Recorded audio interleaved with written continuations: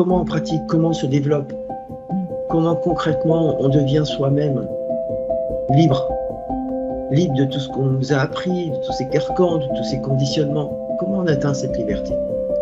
Bonjour Gilles. Bonjour Agnès, bonjour à vous.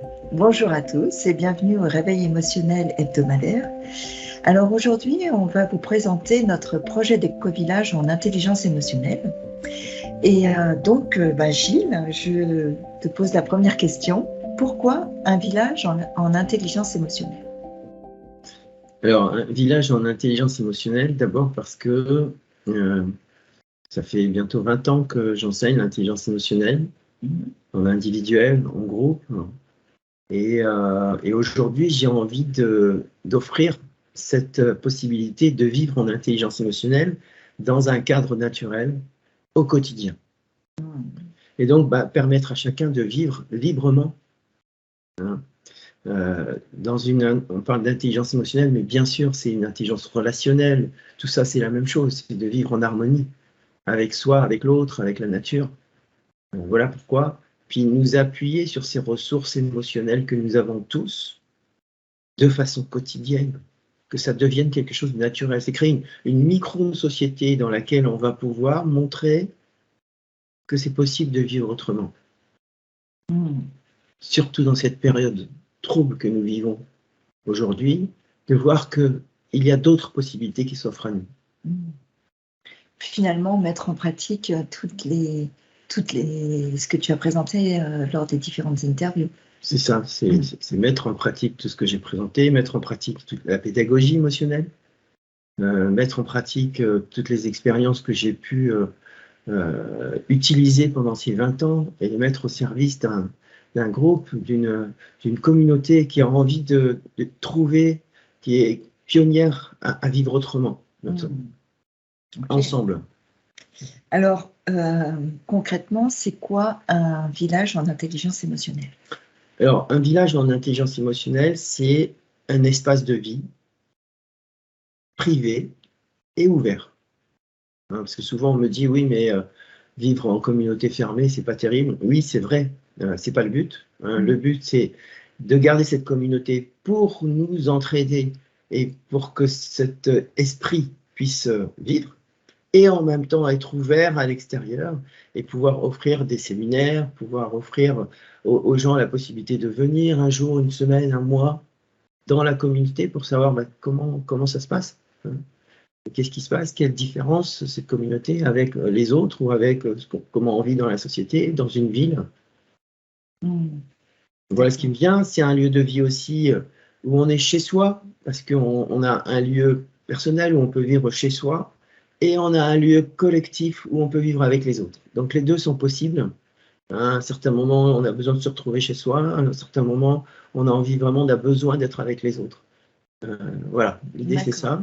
Et puis, un village où tout est possible. Où on peut rêver et puis proposer des choses, où chacun est initiateur, chacun est leader de son idée. Et voilà, tout devient possible. Et là, on va créer une société qui nous tient à cœur. D'accord. Et du coup, comment ça s'organise? Alors, bien sûr, il faut une gouvernance. Avoir une gouvernance qui est partagée, une gouvernance qui est tournante, une gouvernance qui est libérée. Ça veut dire que on va vivre des expériences non hiérarchiques, où chacun, ou autrement dit cellulaire, où chacun va avoir la possibilité d'avoir des idées et de mener ces idées à terme pour le collectif. Il n'y a pas de personne supérieure ou de personne inférieure, on est vraiment dans quelque chose où chacun apporte ses idées, ses talents, ses richesses, et on fait avec tout ça. Très bien.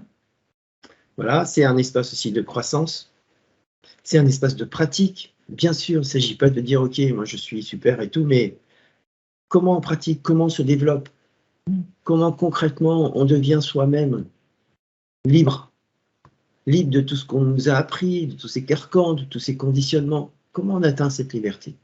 C'est un rêve, c'est une utopie, comme toutes les évolutions que nous avons vécues depuis le début, et ça marche.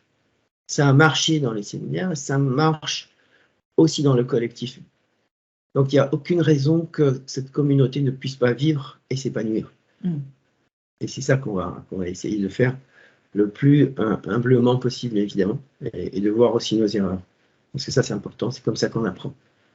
Et puis, oui, c'est permettre à chacun de vivre sa vie telle qu'il la voit, de faire des choix. Personne n'est jamais obligé de faire quoi que ce soit, même s'il y a un certain nombre de principes à respecter, qui font qu'on vit ensemble et qu'on évolue ensemble. Mais cette liberté, elle est constante. Ça fait partie des principes de base. Et puis aussi, et c'est surtout, bien sûr, c'est être en harmonie avec la nature.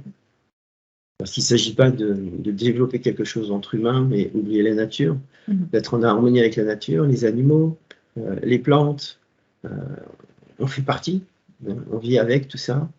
On va construire aussi des habitats qui sont respectueux de la nature, proches de la nature. On va faire en sorte de développer, d'avoir une énergie de façon à être autonome le plus possible. Tout ça va se faire étape par étape. Et puis manger de façon équilibrée, de façon naturelle, bien sûr.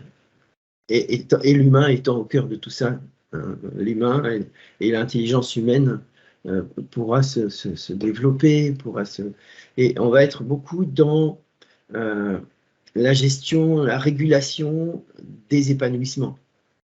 On n'est pas dans la régulation des conflits, on est dans la régulation des épanouissements. C'est une approche novatrice qui a marché dans les séminaires et qui a toutes les raisons de fonctionner aussi dans ce village. Ok, très bien. Merci Gilles pour toutes ces explications. Alors, si vous êtes intéressé par ce projet, vous pouvez nous contacter, soit par mail ou par téléphone. Les coordonnées sont à la fin de la vidéo. Merci beaucoup. Merci, à bientôt.